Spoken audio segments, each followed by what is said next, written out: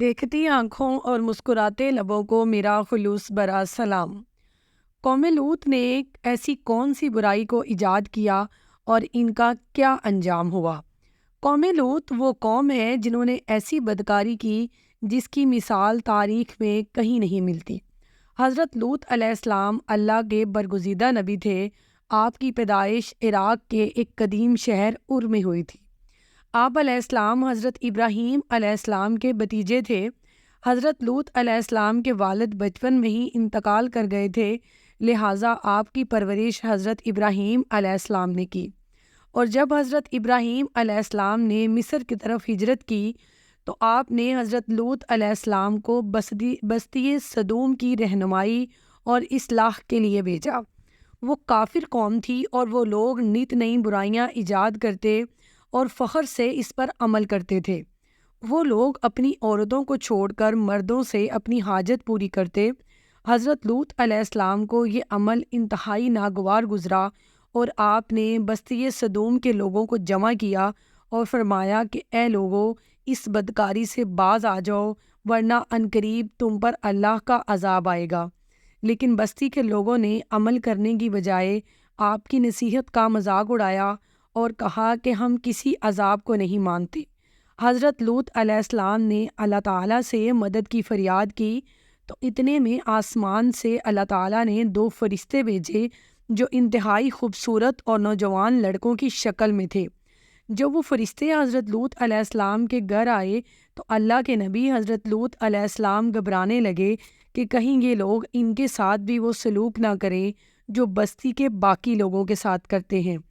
تو فرشتوں نے حضرت لوط علیہ السلام کو تسلی دی اور جبرائیل امین فرمانے لگے کہ اے لوط، اپنے لوگوں کو لے کر اس بستی سے چلے جاؤ کیونکہ صبح اس بستی میں عذاب آنے والا ہے۔ ہم تمہارے گھر کو اللہ کے حکم سے محفوظ رکھیں گے سوائے تمہاری بیوی کے، کیونکہ وہ سدوم والوں کی خیر خواہ ہے۔ جب حضرت لوط علیہ السلام کی بیوی نے ان خوبصورت فرشتوں کو دیکھا تو بستی کے لوگوں کو جا کر بتایا کہ ہمارے گھر میں ایسے خوبصورت نوجوان آئے ہیں جو تم نے آج تک کہیں نہیں دیکھے۔ لوگوں نے حضرت لوط علیہ السلام کے گھر کو گھیراؤ میں لے لیا اور گھر میں داخل ہونے کی کوشش کرنے لگے۔ کچھ لوگوں نے حضرت لوط علیہ السلام کے گھر کے دروازے توڑنے چاہے تو کچھ لوگ دیواروں پہ چڑھ کر گھر میں داخل ہونے کی کوشش کرنے لگے۔ تو جبرائیل امین نے حضرت لوط علیہ السلام اور ان کے اہل خانہ کو بستی سے نکلنے میں مدد کی، اور اسی طرح حضرت لوط علیہ السلام اس بستی سے نکل آئے اور پھر اس قوم کے لوگوں پر اللہ کا عذاب آیا۔ صبح ہوئی تو حضرت جبرائیل علیہ السلام نے اپنے پروں پر بستی کو اٹھایا اور پھر آسمان کی طرف لے گئے اور پھر زور سے زمین پر دے مارا، اور پھر آسمان سے پتھروں کی بارش ہوئی اور ہر پتھر پر مرنے والے کا نام لکھا ہوتا تھا۔